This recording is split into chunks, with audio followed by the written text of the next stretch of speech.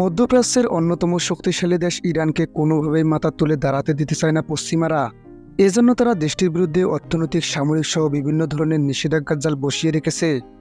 কিন্তু তেহরান এসব নিষেধাজ্ঞা মুহূর্তেই ব্যর্থ করে দিচ্ছে। ইরানকে নিশ্চিন্তে রেখেছে তাদের বিজ্ঞানীরা। দেশটির ইসলামী বিপ্লবী গার্ড বাহিনী বা আইআরজিসির বিজ্ঞানীদের সাহায্যে অস্ত্রশিল্পের বিশাল এক বাজার তৈরি করেছে তেহরান। ইরানি বিজ্ঞানীদের কদর আরেক জায়গায় বিদেশি অস্ত্রের কপি করে, অর্থাৎ রিভার্স ইঞ্জিনিয়ারিং করে মুহূর্তেই নতুন অস্ত্র তৈরি করতে পারেন তারা। এক্ষেত্রে ইরানি বিজ্ঞানীদের ধারের কাছে নেই কোনো দেশ। রিভার্স ইঞ্জিনিয়ারিংয়ের জন্য তেহরানকে চরম ভয় পায় যুক্তরাষ্ট্র, ফ্রান্স, ব্রিটেন সহ অন্যান্য পশ্চিমা দেশগুলো। গত বছর রিভার্স ইঞ্জিনিয়ারিং করে সাদেত 3TC-5 তৈরি করেছে ইরান। সাদেত ইরানের একটি অ্যান্টি ট্যাঙ্ক গাইডেড ক্ষেপণাস্ত্র। এই অস্ত্রটি মূলত যুক্তরাষ্ট্রের থেরিয়ন এবং লকহিড মার্টিনের anti tank guided missile system থেকে বিপরীত প্রকৌশলের মাধ্যমে তৈরি করা হয়েছে। প্রশ্ন হলো, মার্কিন অস্ত্র ইরান হাতে পেল কিভাবে?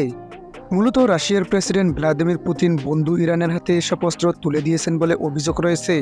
বিনিময়ে ইরানও তাদের শক্তিশালী ড্রোন রাশিয়াকে দিয়েছে, যে ড্রোন দিয়ে ইউক্রেনকে ঘায়েল করতে সক্ষম হয়েছে পুতিন। রিভার্স ইঞ্জিনিয়ারিংয়ের মাধ্যমে তৈরি করা ইরানের সাদেত 365 নামক ক্ষেপণাস্ত্রটি 8 কিলোমিটার পর্যন্ত দূরত্বে অবস্থানরত বিভিন্ন ধরনের ট্যাঙ্ক ধ্বংস করতে সক্ষম। এই গাইডেড ক্ষেপণাস্ত্র অন্তত নিখুঁতভাবে লক্ষ্যবস্তুতে আঘাত হানতে এবং ট্যাঙ্ক সুরক্ষা ব্যবস্থা বা একেএস ভেদ করতে পারে।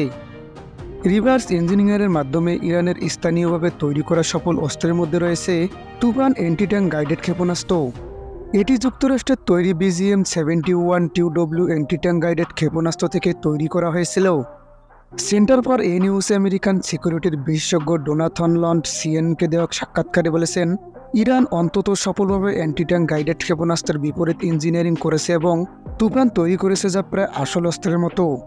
ইরানের তুফান অ্যান্টি ট্যাঙ্ক গাইডেড ক্ষেপণাস্ত্রটি এখন তেহরানের মিত্র গোষ্ঠীগুলোকে সরবরাহ করা হয়েছে, যা ইসরায়েল এবং পশ্চিমাদের আতঙ্কিত হওয়ার আরেকটি কারণ। এর আগে 2011 সালে ইরানের সামরিক বাহিনী মার্কিন ড্রোন RQ সেন্টিনেল আটক করতে সক্ষম হয়েছিল। এরপর রিভার্স ইঞ্জিনিয়ারিংয়ের মাধ্যমে দেশটি সেন্টিনেলের একটি নতুন কপি তৈরি করে। ইরানের শাহেদ ড্রোনগুলোর সঙ্গে সেন্টিনেলের সাদৃশ্য খুঁজে পাওয়া গেছে। এই অবস্থায় পশ্চিমারা ইরানের বিরুদ্ধে গোয়েন্দাগিরি করতে এবং তেহরানের প্রক্সি এবং মিত্রদের সঙ্গে সংঘাতে জড়াতে চরম ভয় পাচ্ছে। কারণ ইরানের হাতে পশ্চিমাদের তৈরি অত্যাধুনিক অস্ত্র চলে গেলেই তারা রিভার্স ইঞ্জিনিয়ারিংয়ের মাধ্যমে এর চেয়ে ভয়ঙ্কর অস্ত্র তৈরি করে পশ্চিমাদের বিরুদ্ধেই ব্যবহার করবে।